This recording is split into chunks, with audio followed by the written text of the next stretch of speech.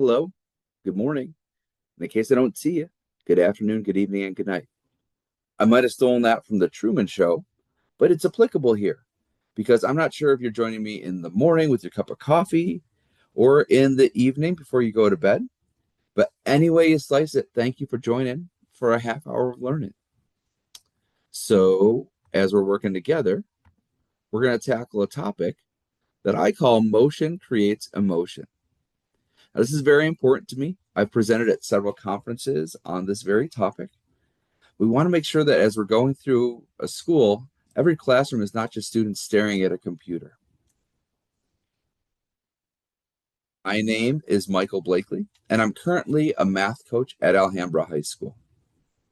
Over my 21 years of teaching experience, I've not only been a teacher and a math coach, but I've also worked on the administrative side, coordinated Avid, coached athletics as well. So I've dipped my toe in a lot of different things with education. But one thing that I've noticed is that kids have a lot of energy. All right. So, as in my role right now of math coach, that it's very important to me to help teachers become the best teacher possible. And I think that this topic will help us out. A couple of objectives. The first one is that we want to understand the impact that movement can have on student learning. And the second is going to be learning strategies that can be implemented quickly into lessons that increase student motion while learning content. So it's very important to me that anytime you do professional development with me, that when you walk away, you have things you could try immediately. I don't give you just data and tell you to go research it. So, yes, we will take a look at some data to start, but we're going to spend most of our time on some strategies to get students moving in your classroom. All right. But as I said, we are going to start with a little bit of data, some of the why should we even worry about this? So, John Hattie researched thousands of things in the classroom and he tried to figure out what effect size each one had. And he put it based on how many years of growth you get when you use this strategy. So one of his was if you put motion at least once during a period, he had an effect size of 0.406. So 0.4 is getting close to a half of a year of growth, and that's just for having motion. So this number is, first of all, it's positive because there are some things that have negative effects on students. And it's significant enough and it's low cost to make sure that by just planning a little bit of motion in, we could have that engagement we need to have students succeed. Some more thoughts on this. When you're having motion in the classroom, it's going to avoid that student that's daydreaming or sleeping or just totally zoned out to you. All right. Pumps the blood throughout the body, helps with thinking there. All right. It adds creativity to your lesson. Also, collaboration is very big in education. So we are living in a day where not only is the content important, but also how you can work together with people. Because most jobs that students are going to get make them work with other people. And we also live in a day and age where students really need to be taught how to have conversations, especially academic conversations. So by building some of these things in order to increase motion, it's also going to increase all these other aspects. And the last reason on here, just to try and make it more fun.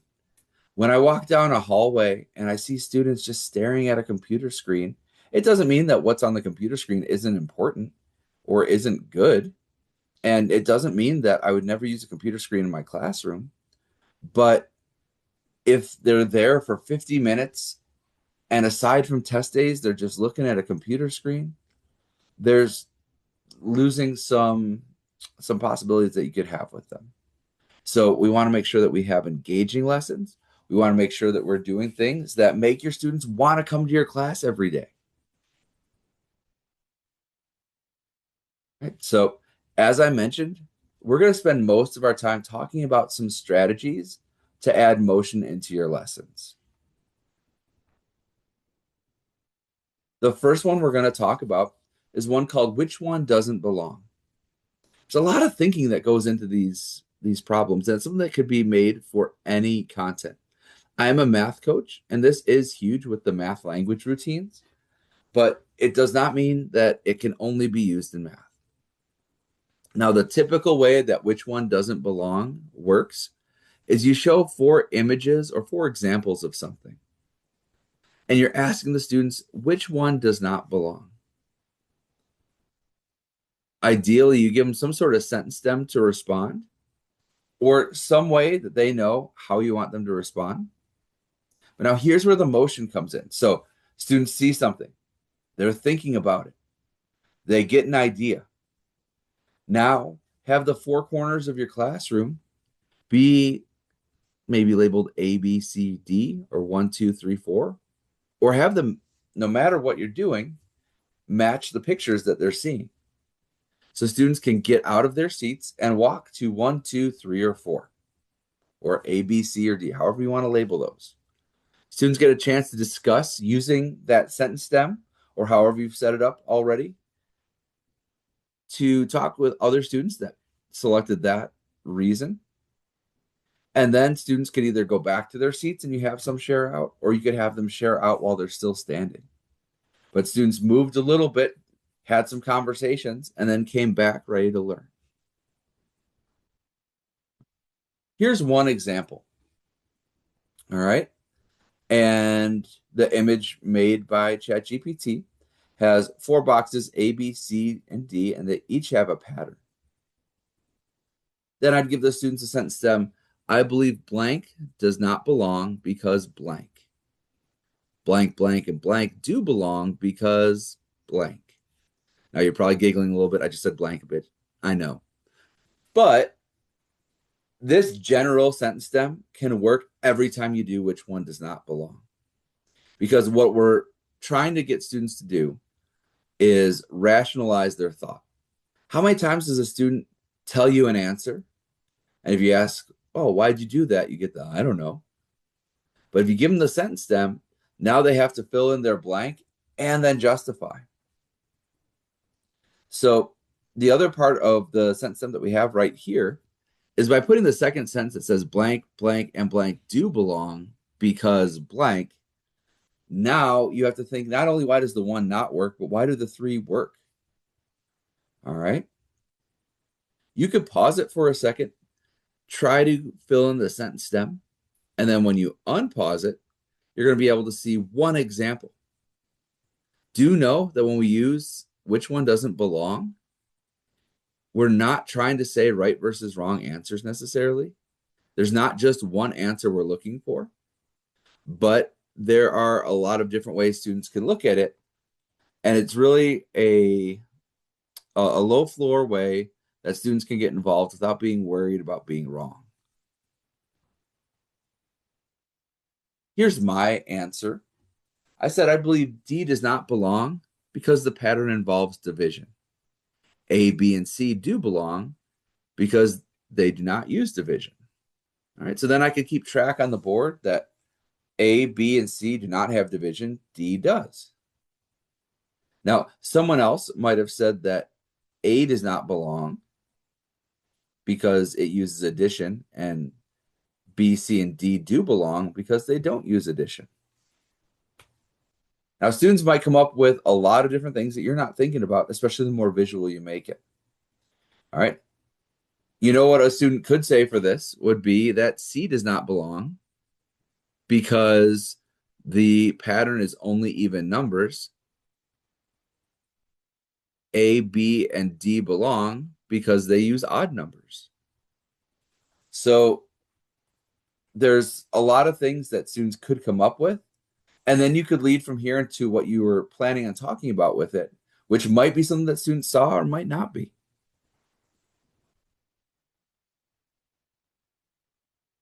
Now, again, I'm a math teacher. So with this example, if it's not the best example, my apologies there. But I made 4 sentences. The tree is over there. Their favorite color is blue. They're not playing the game correctly. They are funny when telling jokes. All right, and then do that same sentence stem.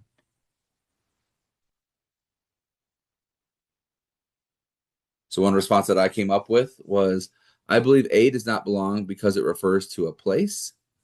B, C, and D do belong because they are not talking about a location. When I was looking at this one, I was trying to put all the different ways of putting the word there. So, THERE being a location, where THEIR and THEY apostrophe RE are different. Now, students can have a lot of different ones. They could even say that D doesn't belong because it's the only one that does not have the word there. And A, B, and C have a version of the word there, even though they mean very different things. All right, I purposely for D put they are. All right. Now, if you Google search which one doesn't belong, you can find a bunch of different websites, definitely in the math community, but probably in other places as well. Some that are content related, some that are not. I even know sometimes we do these problems as students enter the classroom just to get them thinking, even about non-math topics or non-curricular topics, just to take a couple of minutes to get them working on how they can reason, because maybe you need to reason them to reason in your content later on in class as well. Another one I want to highlight is hand up, stand up, pair up. So with this one, you give some sort of prompt, give students a little bit of time to think about it, and then you have them stand up and put their hand up. And then once they pair up, I recommend they give their partner a high five. Not everyone wants to touch each other. You don't need to make that part mandatory. But you know that you have a partner once you have given them a high five, a fist bump, an elbow maybe. I scared someone once because I went to give the elbow after I washed my hands and they didn't know. And they were like, oh, no, you're going to hit me, which was not the case at all. But either way, you require students to get out of their seats, find a partner, and they could probably have a standing conversation. Will you have some students that give you a hard time on this? Yeah, but they need to at least get out of their seat to find someone. So even if they sit back down after that, they've gotten some blood pumping, they've moved, and they have an opportunity to have a conversation with that. All right. Now, you could do this with any type of response that you need. You could just decide how long they need to think before having that conversation. Or sometimes you might want them to hand up, stand up, pair up, find someone around the classroom, and then give them something to talk about. All right. You could change that up a little bit, but it's just a way of them finding some sort of randomized partner. All right. One that I didn't put on here that actually would do the same thing would be give them something to look for. So you could say, stand up. You have to find someone wearing the same color shirt. So in this case, I would be looking for someone wearing a red shirt. And then when the students are left at the end that couldn't find a partner, you just start partnering them up. One of my favorite ones to use is soulmates, because I tell students that they're going to find their soulmate. And then when it's time, I say, okay, stand up. Your soulmate is the person that has similar shoes to you. So if you have sneakers, find someone else that has sneakers. If you have sandals, you're finding someone that has sandals. But they're moving around the classroom and they're finding someone to work with. And even that 30 seconds that students are up and moving, it's students moving. It's students getting their blood flowing. And it's also making it so that student can't just sit and hide. All right. Then as the teacher, as they're talking, you have that opportunity to walk around the room. And as you hear a conversation that's great, you can hop in with that conversation and talk with them. As you hear a conversation that's off task, you have a chance to ask them a question to get them back on task. All right. So hand up, stand up, pair up is a great opportunity for you to use as well. Here's a couple of examples of ways that you could use it. And I went a little bit with this first one in a chemistry class, thinking about science. Let's say they had to balance that chemical equation. They would probably have sat down and tried to work on it a little bit. But then you could have them pause, however far they are, stand up, hand up, pair up, find somebody to work with, and they could compare their notes then to see if they were able to do it, how they were able to do it. And if you do that a couple of times around, then students are going to be able to learn from each other. And let's say originally there was one student that had the problem right. By them working with a couple other people, they're learning from each other. Because also, how many times does a teacher say something over and over and over again and it doesn't hit right with the student? But then their peer could say something and all of a sudden they're like, oh, why didn't you say that? Well, I did say that, but you weren't ready to hear it from an adult. But when your friend next to you said it, it made all the sense in the world. All right. The second example I have on here um, was a problem that might be used in a math setting or possibly in a medical setting. Um, Patient weighs 60 pounds, needs 90 milligrams of a medication. The dosage varies directly with the patient's weight. What would the medicine, or how much medicine would someone weighing 80 pounds need to take? So, okay, that was from a math review that I had for a praxis test that I was working on with people. But that one could also get into the science realm as well if you're talking about proportional reasoning and science. Either way that you're doing that, you could have students try it, then do that stand up, hand up, pair up, do a couple of rounds of that, and then do the share out once they've had a chance to run their ideas by someone. Because one thing I always love to do as well is when it's time for sharing out, since you've had them do some practice along the way, now you could say, hey, you could either share your thought or something that you learned from one of your colleagues or from one of the students in the class. So now all of a sudden, if I call on a student, it's not a cold calling on students. I know sometimes, and I know that when I went to school, there was a lot more of this as well, that you'd ask a question and just immediately call on a student. And if that student didn't know, it was a really awkward, like, minute that they had right there. But now this way, you've given them an opportunity to get a better answer. So by the time that you ask them, the I don't know isn't really an acceptable response, because then you could say like, oh, well, what did one of your partners tell you? And then they could at least share what they heard from somebody else. One more that I wanted to share with you comes from Peter Lilladale's work. And this involves vertical erasable spaces. All right. So again, something that was started in the math community, but something that's not just math specific. I've worked with teachers in a lot of different departments that have started doing some of these things. And it's great from someone like walking the halls. I can tell that this is in use because when I see the vertical erasable spaces, I just look in, I see all the students standing around the perimeter having conversations, and I know a lot of learning is going on in that classroom. All right. And a lot of learning from student to student is happening in that classroom as well. All right. It's not just the teacher giving information, it's everyone learning from everybody. So the gist here is students enter, you somehow make it visibly random for them to join. So I like to use deck of playing cards, and kids are picking a card as they come in. All right. They're not allowed to trade the card. You can have different colored popsicle sticks if you want to. You can randomize it any way that they get something random in as they come in, and they know that random thing will tell them where to go. I will say with that part, the one hesitation I would say would be to use like a randomizer on the computer for a couple of reasons. One, kids will believe that you've rigged it so that they ended up with specific partners.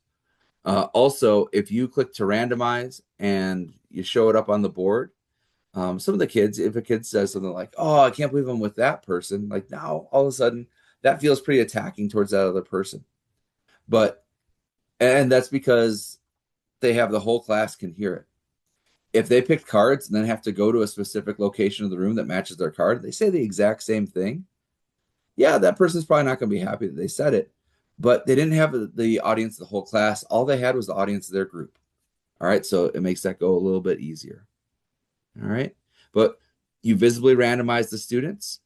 Students go to, I put here dry erase boards. There's other things you could use besides dry erase boards, but those are probably the easiest ones to use. somewhere around the perimeter of the room. Then you give a task for students to work on.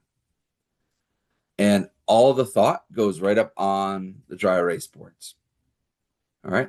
Then when the teacher's going around, the teacher's job is to ask questions to get students to think more. All right. So when you see a group that might be stumped, can you ask them a question and walk away to get their thinking going again? When there's a group that's onto something, maybe have them explain a little bit to you what they're doing. Maybe give them that extra question to go to the next step. All right. Then when you're going over everything, you have a chance to not look at teacher work, but now you can look at student work and bring students from board to board to show some of the great work that they did. Also, some of the common misconceptions, because common misconceptions have great thinking, just that need a little bit of tweaking as well.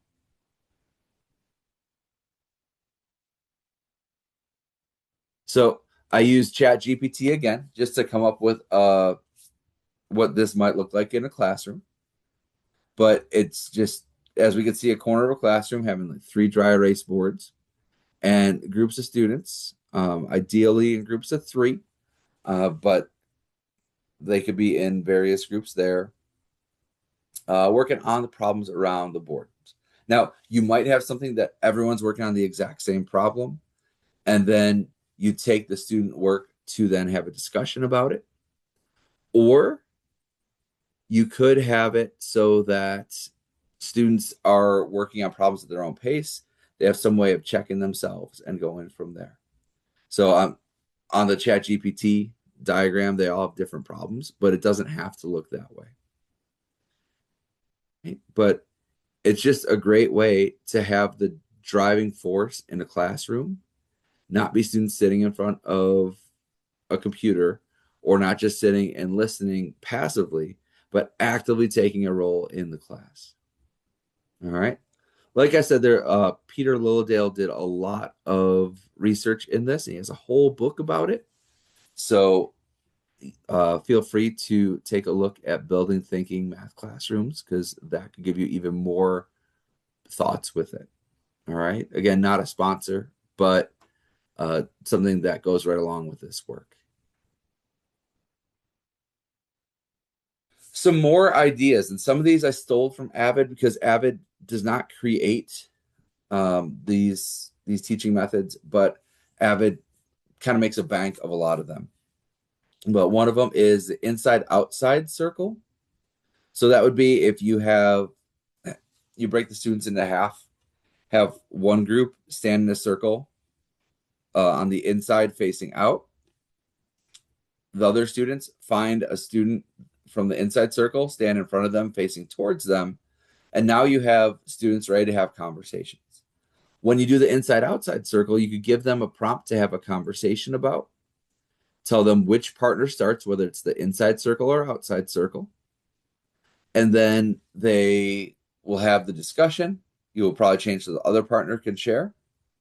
But then to get a new partner to continue to do more prompts or the same discussion, depending on how it is, you tell one of the 2 circles to rotate a certain number of people. So you might say inside circle, rotate to the right 2 people. And they all move, and now you have a new partner to talk to. Then maybe the next time you have the outside circle move in a direction. So if you did 2 the one time, maybe 1 the next, to make sure they don't end up back with that same partner.